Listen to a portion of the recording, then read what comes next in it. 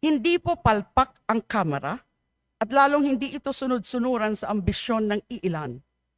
We will not allow our duty to hold a high official accountable for grave violations of law and public trust to be twisted by cheap analogies about undercooked rice.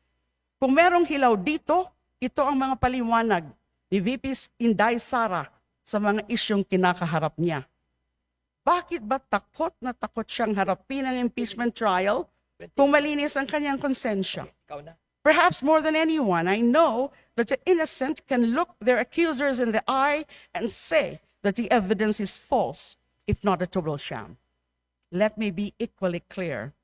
The House of Representatives, a co-equal branch of government, was fulfilling its duty in exercising its constituent powers that even the Supreme Court cannot just take away.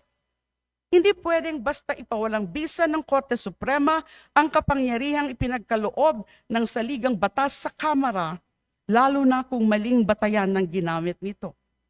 The separation of powers is like a finely tuned scale, each branch bearing its own weight so that the Republic stands upright.